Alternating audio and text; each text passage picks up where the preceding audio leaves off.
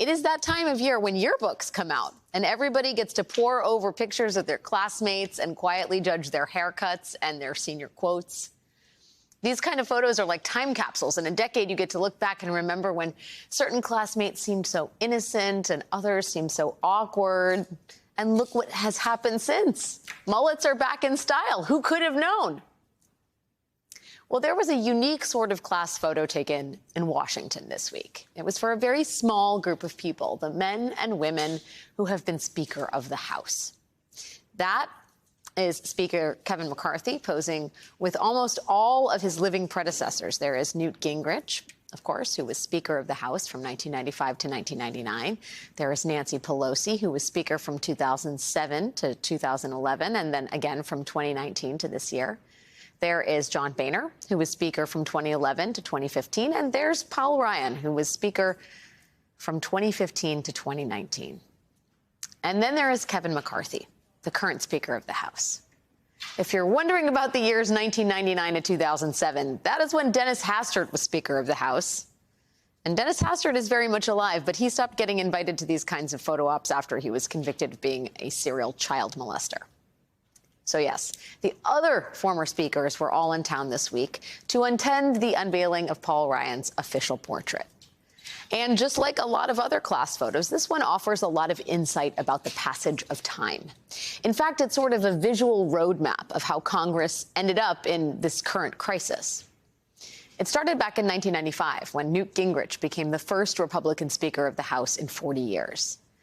It seems wild to think about now, but for most of the 20th century, Democrats controlled the House of Representatives.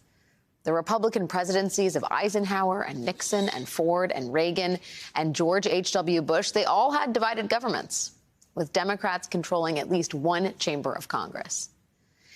And while there were major policy fights throughout those eras, none of them ever resulted in the kinds of shenanigans and brawls that we see today.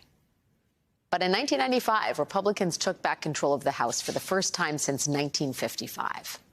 And their leader, Newt Gingrich, implemented a new style of House politics, one that prioritized conflict with the White House and with Democrats.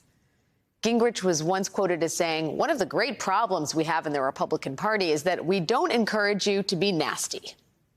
To which I say, just you wait, Mr. Gingrich, just you wait.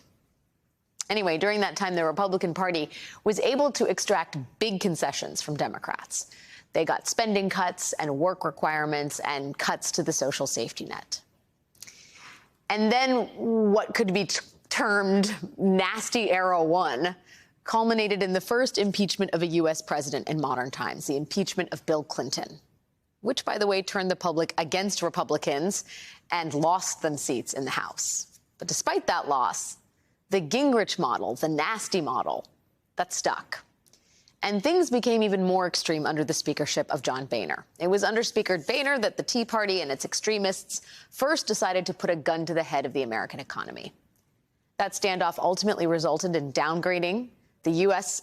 credit for the very first time in history, which House Republicans seem to view as a success because they did not change their tactics after that. They got even more extreme, and they forced Speaker Boehner into resignation. Things got even worse under the short-lived speakership of Paul Ryan, who also resigned in frustration. Do you see a pattern here? Things get nastier and the speakership gets sort of resignier. Which brings us to Speaker Kevin McCarthy and his situation, the one we are all in now. Right now, Speaker McCarthy is trying to survive his historically weak speakership by appeasing an increasingly rebellious conference. And so he is holding the American economy hostage once again to try and extract concessions from another Democratic president. At the same time, his members are suggesting that no concession may ever be enough. After all, this is not Gingrich's nasty era one. This is McCarthy's nasty era two. For example, yesterday, the speaker casually suggested that Democratic Congressman Adam Schiff shouldn't be serving in the House anymore. It is hard to do that kind of thing casually, but somehow he did it. And within seconds, a right-wing member of Congress had introduced a bill to expel Adam Schiff. Nasty era two Republicans are not casual about expelling Democrats. Again, another example. Congresswoman Marjorie Taylor Greene has spent this entire week, the whole week, introducing articles of impeachment against 4 different members of the Biden administration. She capped off her impeachment blitz today by bringing articles of impeachment against the president of the United States because she doesn't like the way Biden has handled the flow of migrants at the southern border. The Constitution outlines a very simple process to fire the corrupt officials serving in the federal government: impeachment. Matthew Graves, Christopher Wray, Merrick Garland, Alejandro Mayorkas, and Joe Biden are all corrupt and unfit to hold office, and they all must be impeached. This concludes impeachment week. This concludes impeachment week.